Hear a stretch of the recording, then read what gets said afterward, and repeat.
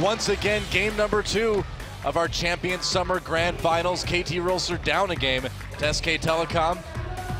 Let's see what gets banned out. Of course, teams swapping sides. This time KT on blue side, SK Telecom on the red side. There's the Vayne and the Shen bans again. Same first bans as we saw in game 1. I don't feel like KT need to adjust their picking phase. I thought they picked very intelligently. They had an identity, they just couldn't execute on it. So let's see if they reset and go for this kind of counter pick style, or if they just go for a more comfortable kind. If they get someday on a carry top laner, because that seems to be what KT's really all about. I think if you're KT here, you really start thinking about first picking the Rek'Sai. That way you don't have to ban out the Evelynn, but they're going to do it anyway, so they may be trying to pick up a first pick Azir here, but that will be banned away. Remember, the Shen and the Azir, also the ban strategy that the Ku Tigers used up against KT. True, and it nearly worked. That was a very, very close series. And KT's final ban is going to be Kalista on blue side. What's that going to cause SKT to ban out? Lulu, okay. Not wanting to let Someday have that one. It is still a bit of a flex pick anyway. Speaking of flex picks, it opens up the likes of the Fizz Gangplank. top. We were wondering about Gangplank, we've been wondering about Fiora. Fun to see them hovered, but Fizz is that priority pick that slipped through the picks and bans, and it's going to be locked in. I wonder how they're going to react to that. Obviously, that will move SK Telecom off of a possible Maokai pickup. Yeah. And it's interesting, too, because Marin, you know, of course, he talks a big game on this Maokai, and he is 23-0 in his last 23 games on the champion, but that Fizz certainly will give him pause. Are we going to see the Kennen? We have seen SKT run it as support every once in a while. Obviously, it can be run up in the top lane, too. Will they lock it in? The Elise already locked in. Lane-dominant AD carry duo. Bang and Wolf, they like to stick around together. So if you're parking the likes of Illusion, Kennen, or Kalista again, of course Kalista banned this time, but there it is. Really strong a laning champion, which makes sense of Wolf, who can pull off the roams, but looks so much more at home, bossing around a 2v2. Yeah, so 2 more picks over to KT now. It's interesting. We haven't seen SKT on 5.15 yet. Were they going to keep prioritizing that Rek'Sai? They'd like to early pick junglers for Bengi in general, but the answer is no. They are all aboard with Elise right now. That could give the Rek'Sai over. And as for a flex pick for KT here on the Fizz, Nagne, it is worth noting, has never played a professional game of mid lane Fizz. So that's not something that he's ever showed before, but the same thing could have been said from Kuro, and we did see the Ku Tigers successfully flex that pick earlier in the playoffs. And I'd almost say it's a little bit more surprising to see Kuro pull that off than it would be Nagne, but they will go ahead and lock in the Thresh Ashe with their bot lane. Sivir actually being picked up on 5:15 after the ult changes. Faker, will we see one of these champions been spamming? The Gangplank is one of them, Fiora. I hope so. I really do. It's going to be another blind pick mid laner. It might be a Fizz, but we'll wait and see what they choose. The Diana's been so strong. I mean, you have Godby in China kind of showing everybody the way on this Diana, and it's started to leak into other regions, Korea recently as well. So Sivir, picked for comp, picked for getting in there onto the Ashe, helping the Kennen get into the backline, helping whoever get into the backline. It's probably going to be a Diana, another person. You have to be so on point with Sivir because her ult is no longer forgiving. If you are not grouped to get that buff straight away, the duration is just a pittance. You don't really get the payoff. So suddenly SKT are going to need to be on point with their grouping. They were in game 1. They have been for most of the season. So understandable pickup, but still, it's 5-15 Sivir. The risk reward, it's changed from the past. Diana locked in for Faker now.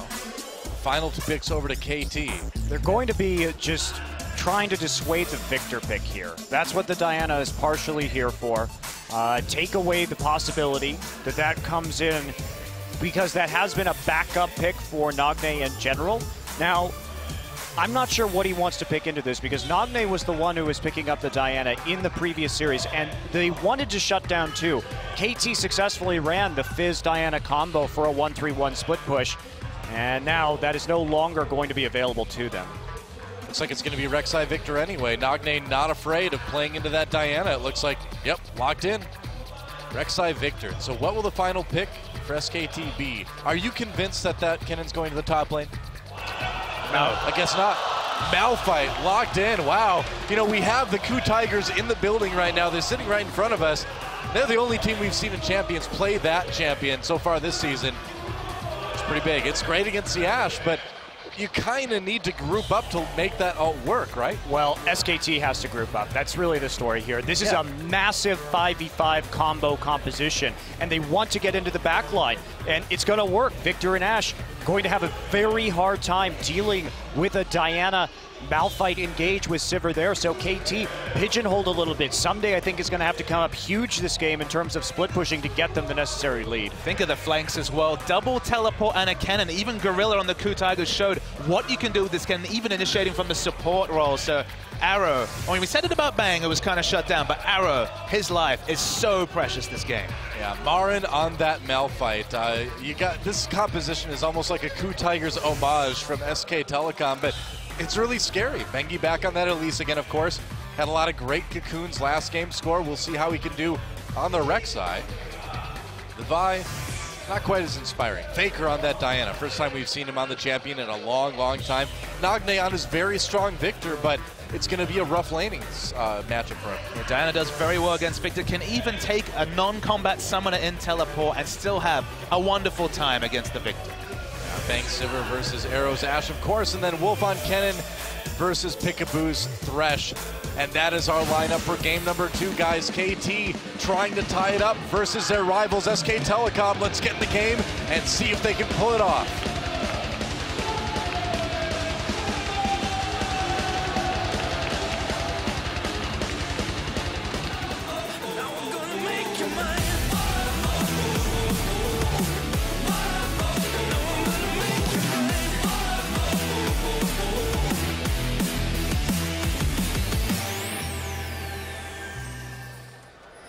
And welcome once again to Summoner's Rift. Teams already getting in position here in our second game of the OGN Summer Grand Finals. You're on Champions Korea. So Faker on Diana. This is not really a Faker champion. He's only ever played it twice professionally. He's won both times. If we think about Faker's history, his aggressive play style, his love of assassins, it's surprising, honestly, that he hasn't played more Diana previously. It really is, yeah. But you know what the exciting thing is, Monty? We hyped up the matchup between the mid laner, the best mid laner potentially in the world in Faker, and Ssumday, who's certainly been blazing a trail in the top lane. This is a matchup where we do expect to see Faker and Ssumday tussling up towards the mid to late game. The fact that they both pick up teleports. If Ssumday cannot actually get rolling this game, cannot answer the split push from Diana, the headaches for KT are massive. Yeah, Faker just going back to pick up another pot, I believe. Yeah, wants just some more consumables in that lane. Marin holding off on his purchase until he sees what his lane matchup is before he recalls to buy some more items. Bang will be in that top side, and we are going to see both duo lanes heading up into the top lane this time around, and that's going to lock down Peekaboo. A lot of Peekaboo's strengths come from his ability to affect the mid lane matchup, and that sure would be useful here on Diana before she hits level 6. Will he be able to do it? It's going to be a little bit tougher. The duo lanes going at it in the top lane now. 2v2 terms, you definitely take Sivir Kennen over the Alistar Thresh matchup. So how will KT react to this? Will they be able to create enough pressure to allow Peekaboo and Wolf to try and leave lane and Peekaboo to open up the big places? Bang takes a lot of trade damage. Yeah, a lot of trade damage. Peekaboo taking a good amount as well, but that was a nice double play. And Peekaboo's Thresh, you know, we've seen what a deadly player he can be on this champion over the course of his career, especially at the end of this season after joining up with KT. For now, though, SK Telecom taking the early lead up in this top lane, pushing it forward a bit. Marin's going to come back down into the bottom side with some cloth armor, so of course it will be Trinity Force Fizz, and the 80 runes, so he is just going to want some extra protection early as Bengi looking to get some deep wards in. Got to be careful about that one. Yeah, a little intricate game, though. Bengi moving in, knowing he'd be trapped between the mid and jungle, but then Nagne recognizing that he would have been trapped between Faker and Bengi had he kept going, so it's really a dangerous game. Score on the run here, Bengi and Wolf being very annoying, taking one of those wolves, which seems appropriate, I suppose. Yeah, getting pushed back out right now, but the pressure already coming in on the top side, using that Sivir wave there to quickly push up to that tower and then freeing up Kennen for the roam into the enemy side of the map. Arrow and Peekaboo not really having an answer for that at this stage. So just trying to snap up even the smallest advantage, but that's how you play against KT. You want to slow them down in the jungle and keep Peekaboo nailed down. That is going to be the most effective strategy for SK Telecom in this best of 5. Mentioned during Champion Select, KT's big ace in the hole is someday specifically counter-picking for him. They blind picked the Fizz. We were expecting Fizz top and we got it. The result is this matchup against Malphite. Now Fizz, he has a wonderful time against Maokai, which of course is a big Marin champion.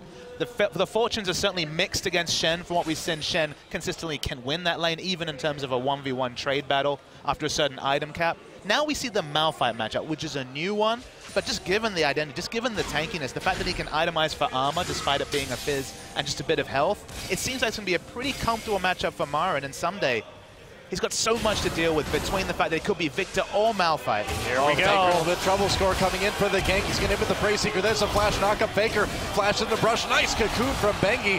Going to help his mid laner escape. Close call there. Repel. Bengi moving over to the Scuttle Crab. And they're going to get Faker out. Burning his flash. Score had to use his as well. So Summoners even between teams anyway. Yeah, but getting that flash out on Diana is incredibly useful. Diana, for all her strength and all her all-in ability, when she works well, she works very, very well. But the fact that she really can't escape from engagement, she's very binary. She only goes in. Yep. I suppose that's not even binary, that's just solo. But the fact that she's so strong in the lane, so strong with her shield, just basically tank a lot of damage, freeing herself up in this matchup to even take teleport, you don't really punish her that much. Okay, she doesn't have the flash, but she doesn't even miss any minion wave. So the movement towards this teleport, Diana, has really helped her reliability in what can be a tough laning phase pre-6. Does help, and you've got to imagine that SKT is probably not going to need that teleport too much for the next few minutes anyway. Not bad to have to use it there.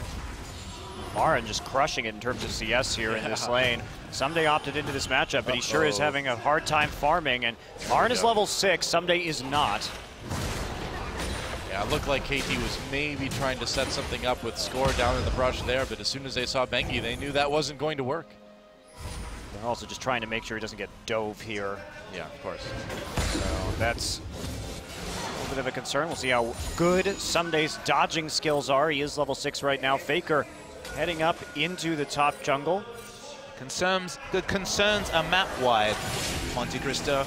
You can see the pressure in top lane's been mostly just been pushed out at will by Sivir, as you'd expect in the Ashe matchup. Diana's had the pressure, even without flash. You can see Faker is well over the midpoint of that lane. And we saw Malphite under turret as well. KT just haven't been able to get aggressive wards in either game. Maybe by their own choice in game 1, focusing on combat stats. But in this game especially, they're being super, super punished in the laning phase by SKT. You know, SKT is really showing some interesting stuff. Wow, it's a lot of damage on the Peekaboo. He's going to throw the hook in. Wolf dodges.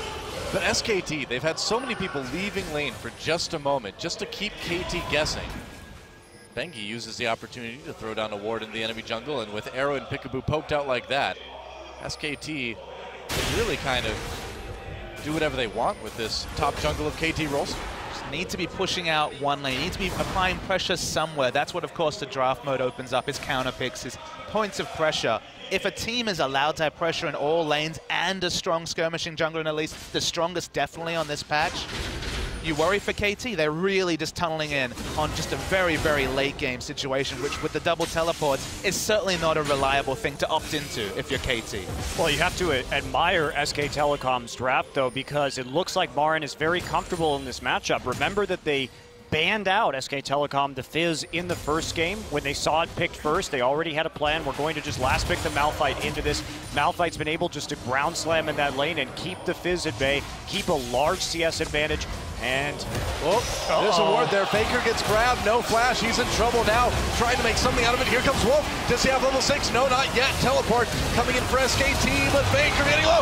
A huge ultimate from Marin. Faker still goes down though. First blood goes to Score, but it's not over yet. Wolf in a bit of trouble now. Someday all over him. Bang, trying to body block for his support. Here comes Bengi. A huge melee in the jungle. Can KT keep their players alive? It's going to be tough. Arrow coming from the side. No, he's got a lot of health. And wow, this is low. Bang takes out Victor. Peekaboo. Bang, can he get him as well? Or Bengi trying to take him out? Wolf gets a bloodthirsty kill. And meanwhile, Peekaboo goes down as well. And SKT turns that Faker first blood into more. They're going to dive score as well. It's an ace! It's an ace for SKT! And Wolf, oh no, he got killed by the turret. Or turret, rather. I don't know what a turret is, but SKT with a huge lead after that one. Man, that was disastrous for KT Rolster. Well, absolutely. A total disaster right there, and that's the price sometimes you get for tunneling onto Faker. And they had the 2 teleports coming in, but Marin hit the 4-man ult. And it starts out so well, right? Man. They get Faker low, but then, I mean, the gravity field is down, but look at this flank. Welcome to the R zone. It's a big mistake by Peekaboo early in the fight. Actually exhausted a level 5 cannon. Probably thought he was level 6 because didn't have that ultimate, so presented no threat. Someday tries to push his advantage, and this is the get out button. Of course, the fleet of foot passive from Siva means you just can't kite her, and even though Someday lives for so long, on every other front, SKT is dominating. Yeah, there's just not enough damage yet from Arrow early. He did pop that ultimate quite soon, and the skirmish going to SKT in a major way. Wow, and that's just got to be soul-crushing for KT Rolster. You just gank Faker, you're like, all right, we got first blood on the score, we're doing great, and then 4-man ult from Marin, already making that Malphite do work. Man, Marin, MVP of the first game, already the MVP of the second game, in my opinion, too. I mean, he's 40 CS up right now. He's absolutely smashing this laning phase. What is Someday supposed to do? Faker may have died, but that's not even going to stop them. Peekaboo. Cocoon onto him. Arrow is there, but they don't care, man. They're going in anyway. Faker and Wolf coming down. Faker dives in, gets his first kill of the game. Bang, really low, repels out of the turret shot. Wolf taking it now. He's got to run, man. Whoa, they committed hard to that one. Got a kill. Took a lot of damage in return, but it looks like it's okay for the moment anyway. Over 3,500 gold lead at 10 minutes. Fizz needs to get ahead because he has to deal with Faker's split push, and he is woefully behind. All they can do right now is try and put some pressure onto this topside turret with Marin. Teleport. Holding in the mid lane, and here's the TP. Hello. Right. Faker comes in on the Arrow. Easy kill there. Whoops. It's just a shooting gallery for SKT. Whoever they show up to, their items are in their head, their power spikes are in their advantage. Now they're going to take the dragon as well. There has been no aggressive wards in either of this game, and none of that is clear. When you look at this mini-map, there's hardly blue wards anywhere over the defense. Well, SKT, I really think this draft was very strong against KT's playstyle. You look at the way that they're shoving the lane so aggressively in this game, and that's just bottling up score and Peekaboo, and those are the major playmakers. They have to be out on the map in order for KT to get ahead. They were punished by first picking that Fizz, maybe over-prioritizing it, and it's going to take really a miracle for KT to get out of this one. Man, I think this is going to hurt KT's winning after getting first blood percentage, isn't it? Because they got it in game 1, they got it in game 2, and does not look good. And the distressing thing is that they were in this position in game 1. They were the ones that had 3-lane counterpicks. They had the strong lanes, and they couldn't make this sort of play around 12 minutes. It feels like SKT, this time they got the lane assignments they want, that are stronger on paper, that are clearly stronger in execution. But at 12 minutes, what a world of difference there is between where KT was able to snowball things and where SKT have made things happen in game 2. There's a real possibility that Marin might be able to even pass the Flame Horizon this game, getting that 100 CS edge over Someday at some point. And Faker, talk about getting ganked. First blood taken against him. Now suddenly just jumps back with 2 kills, and he is as terrifying as ever. Well, you have to wonder what this is going to do to KT's mentality, too. Yeah, here we go. For Faker. Oh, the arrow misses Faker just barely. Ash's ultimate not quite connecting. I mean, game 1, KT takes an early advantage, fails to play out their composition or their win conditions properly. This time, they get absolutely crushed in the laning phase. And what does a KT win look like right now? They can't play when ahead. They're playing even worse when behind, honestly. Yeah. Well, I don't think anyone's ever gotten a win when SKT's gotten an edge like this. You hate to talk about, you know, penciling in a victory for a team at 13 minutes, but I agree with Monty. You think about the late game.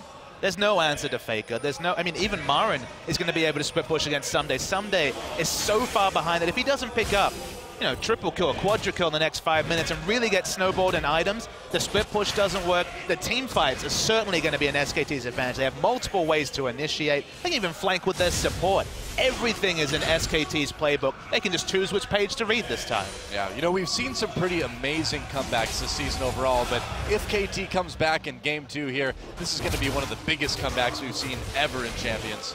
Yeah. I mean, there's not much else to say at this point. It's this game is really all but over at this stage. Someday they needed him to at least provide some sort of pressure on the map, and he's so far behind both Marin and Faker that that's just never going to happen. And when it comes to grouping and team fighting, KT will also find themselves behind because of the amount of engage and crowd control that this SK Telecom lineup has. It's rough. Don't mess with Mecha Malphite. I can see the Coup Tigers players in front of me. There's definitely some smiles on the faces there, and not just because of the Malphite pick, but if SKT wins this match, Coup Tigers goes to Worlds. You know they're rooting for SK Telecom. It's another year where KT may have to fight through a gauntlet to make it to Worlds. They were big-time favorites last time around and couldn't make it happen. And yeah, you got to draw some parallels between now and 2013. Same situation. KT needing to win the championships to make it to Worlds. Otherwise, they're going to the gauntlet. Same situation now in 2015. They need to win the summer season. Otherwise, they're going to the gauntlet. Big difference was KT won those first 2 games in 2013. That's the big difference, yeah. It's not looking that way this time. No, definitely not, as Marin pounds away at this top tier 1 turret. Bengi right there as well. I think one thing we can take away already from this series is that as much as Score has developed as a jungler, he is just completely being outpathed by Bengi over the course of this series. You can tell that Bengi is much more frequently in the right places to keep the pressure on, and Score has been pretty much resigned to farming deep within his own jungle right now. He doesn't look like he knows where he needs to be in order to just stem the bleeding, to stop the bleeding here from KT. Yeah. The only thing that's happening is he gets a couple of engage ganks off, but he keeps getting his team further and further behind. 6,000 gold lead at 10 minutes, or 15 minutes rather.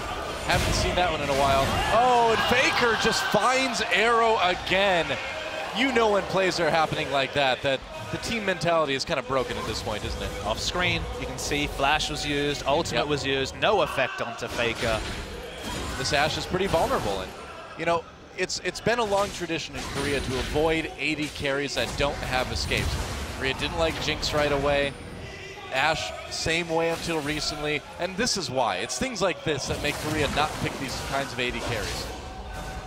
Well, I think we'll see what happens to Ashe. I think that's definitely true. The nice thing about Ashe that I think is attractive to the Korean teams, while we still haven't seen very much Jinx, is that Korean players like that kind of utility. It does open up a lot of team compositions that you couldn't use otherwise. Oh, he's on Arrow again! Arrow pops the Summoner heal, but I don't think he's getting out. No, Faker just dives the turret and takes him down. Meanwhile, Bengi repelling out of harm's way. Wolf is right there. Flashes, teleport coming in. SKT all over KT again. Goodbye, Peekaboo. Marin finds him with the ultimate. Goodbye, Nagne. A double kill now for Bengi on that Elise, and Score tries to flash to freedom, but it's not going to work. SKT's going to find him too. That's 4 kills for 0, and Bang just left on his own, taking up the turret. This gold lead. Man. 10,000 gold at 17 minutes in a final against a KT team that have been on the up. And sometimes you have to stand up and be counted. Both Monte Cristo and I predicting a KT win, but what did we not have? We didn't have much data points about what SKT looked like in the last month. Faker's only played 2 games with this team. One of them a bloodbath against Samsung. One of them a poor performance against Najin. Look at this interaction. Marin will have more trouble against a cannon minion than he will against the Ashe. Marin, did you know there's an AD carry hitting you right now? Oh, man. Taking some turret hits, taking some AD carry auto attacks while his team takes Dragon. That has got to be the most demoralizing thing ever for Arrow right now. It's like, I auto-attacked that guy for like a full 20 seconds and nothing happened. We just had no information about SKT in the last month with new patches, with this main roster. Remember, they've been running a lot of Easy Hoon. I knew. I believe. Your confidence has been paid off because SK Telecom, once again, look like the best team in the world just looking at these 2 games. Yeah, right. It's just the way they snowball leads, too, that is absolutely beautiful because they operate together, which is very weird. We talked about their low kill contribution, but that doesn't, it says they don't team fight, but what they do is that they play so well on the map. Someday caught again. Faker is just controlling this game. Faker, things Faker does, man. I mean, it's happening.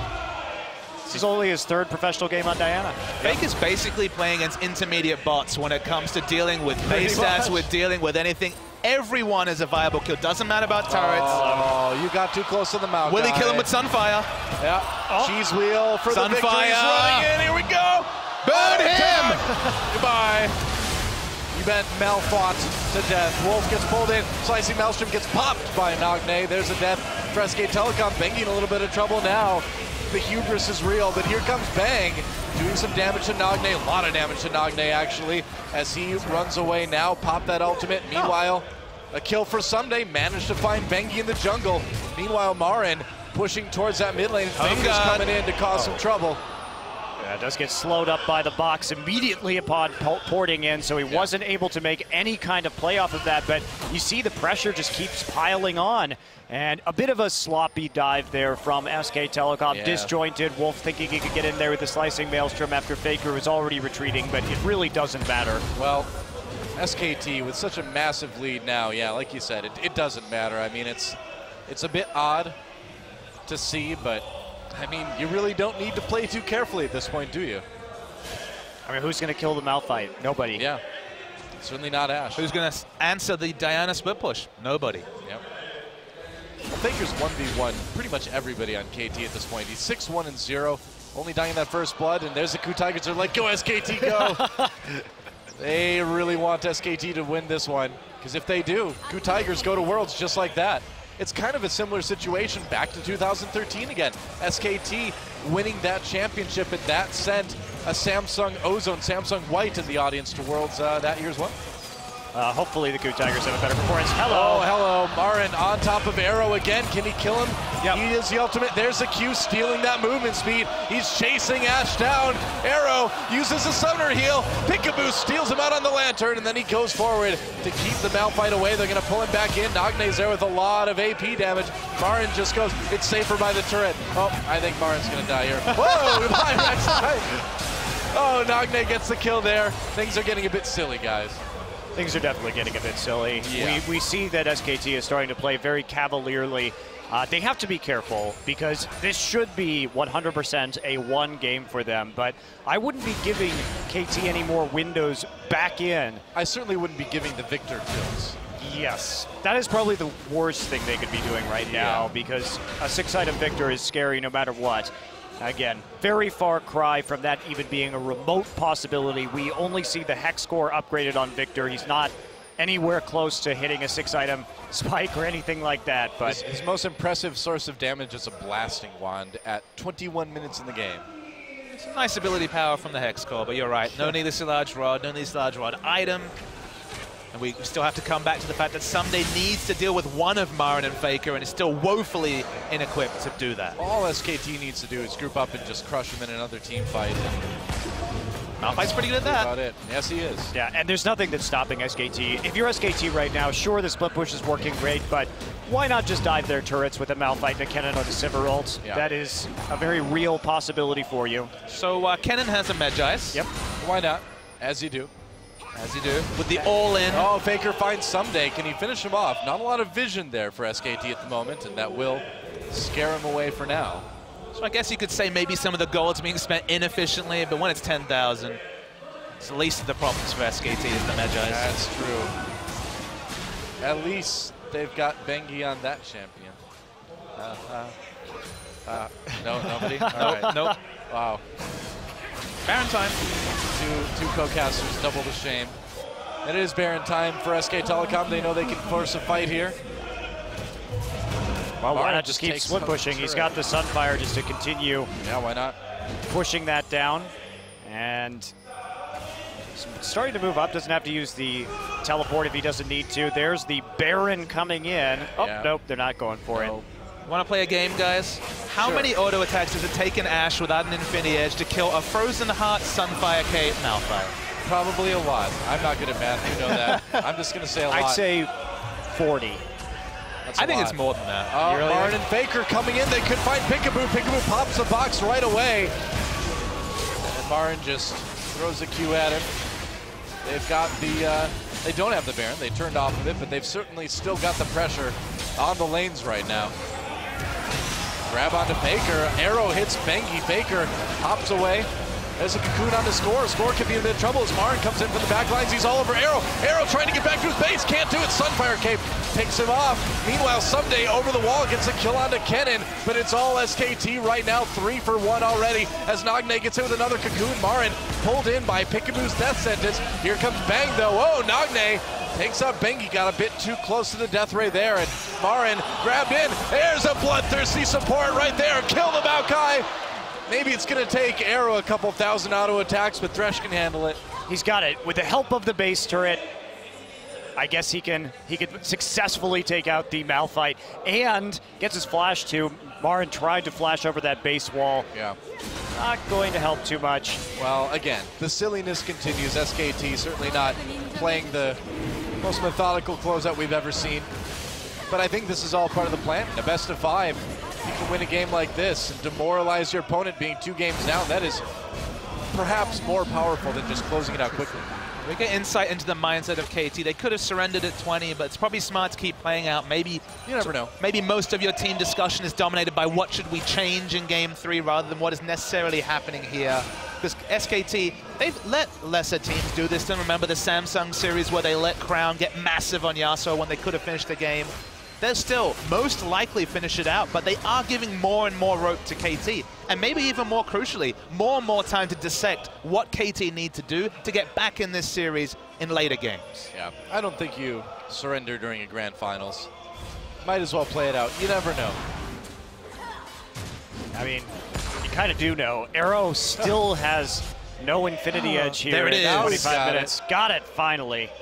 But you can see he's already basically 2 core items behind Bang in this particular game. And what do you change of your KT next time? I think you just have to start playing with more wave clear. I think that's really what you have to do right now, because SK Telecom has been dominating you with higher wave clear compositions, and it hasn't opened up enough for KT to play to their strength.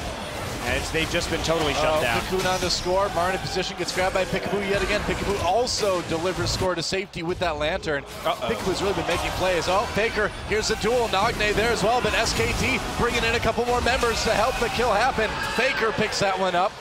Would like to see that duel, but Bang decided to interfere.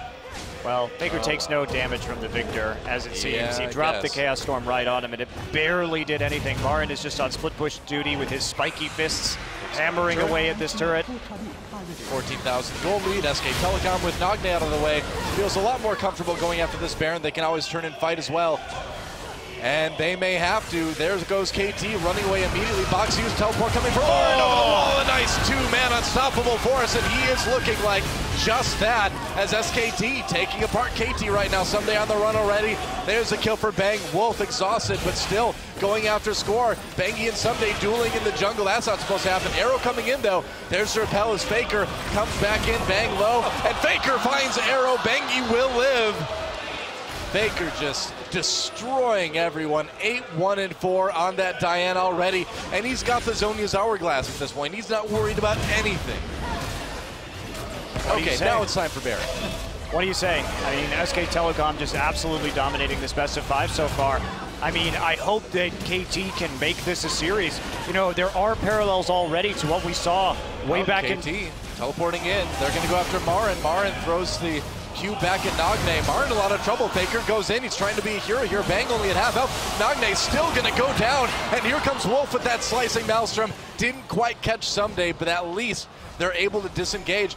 Now with Nagne down, does this leave a counter Baron open? I don't think so. They don't have the damage takedown Baron. They don't have really an AD carry. He has an Infinity Edge only at 27 minutes. It's true.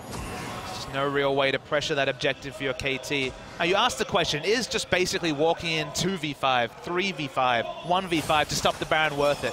You could maybe say yes just because you looked at SKT's lineup. 2 ranged auto attackers, one of them situational and Elise, the other one 500 range. I guess Kennen as well. But the turret threat with Baron buff is immense. The dive is easy, the push is easy. Yep, Ash dead again. There we go. Marin and Bengi find Ash, who dies for the 8th time in this game. 0, 8, and 1. This has got to be Arrow's worst game in Champion Summer. Well, I mean, what is he supposed to do, though? It's Malphite Diana. I mean, as soon as they start to fall behind, and that Malphite got such an advantage over the Fizz in the laning phase. He can't go anywhere. He can't do anything. Well, and we have to talk about Bengi, too, because Bengi not thought of as a very mechanical jungler, but he does have his hot streaks. He has had his times where he's looked good as we go in. Going back in, yeah, Faker on to Nagne, on to Peekaboo, the rest of SKT, going around the box to try to catch up. Looks like they're going to leave it there for now. SKT still with no Baron, but looks like they're going to try to go for it with the box out of the way.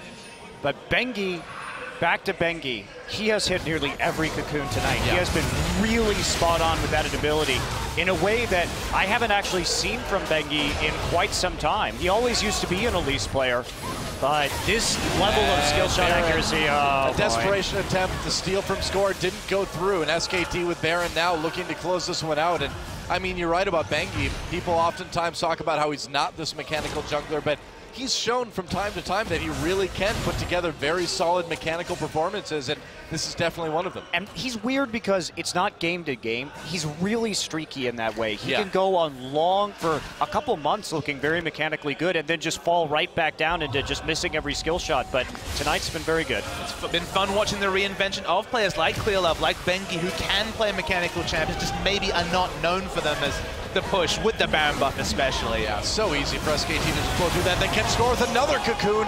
Nearly goes down. There's the slicing, or there's the ultimate from Marin onto Peekaboo and Nagne. They take them out fast. And SKT, I think it's time to end the game, guys. A double kill for Bang. They're going in. Arrow taken out by Faker. He is right outside the fountain. Faker unafraid. Someday still trying to duel. That's a dangerous game to play. And someday not able to fight Faker. Nexus turret's taken down, and SKT cruises to an easy victory here in Game 2. GG. It's 2-0 for SK Telecom. We'll see where KT goes after this, because right now they are just on the verge of getting blown out in this series. Yeah. Now there are only 3 players left, which are Score, Faker, and Bengi from the match that happened 2 years ago. But I will say that we were in a very similar position in that 2013 final. If you remember, the KT Bullets were up 2-0, and they had 2 dominating performances on fast push compositions. In that third game, SK Telecom mixed it up. They started playing a pick composition, and they were able to scramble back. I mean, it would be an amazing story if KT could complete the reverse sweep like we saw SKT do 2 years ago. But man, they have to pick it up, because they really don't look like they came to play tonight. And the only optimism you can have as a KT fan is this hasn't really been KT's game MO. But yeah, it's a long way back. That's right, so a victory for SK Telecom, guys, and when we come back, game number 3, SKT takes it home right here, or KT begins the comeback. It's gonna be one of those two. It's gonna be exciting either way. Just like 2 years ago, you really can't call KT down and out after 2 games like that. So, don't go anywhere. We'll be back with game number 3 of the OGN Champion Summer Finals right after this short break, and then probably a funny video where the KT players look much happier than they do now. That's my official prediction, guys. I think your prediction's probably pretty accurate there, Doa. I think so too. We'll be back in a little bit, guys. Don't go anywhere. Game 3 coming up.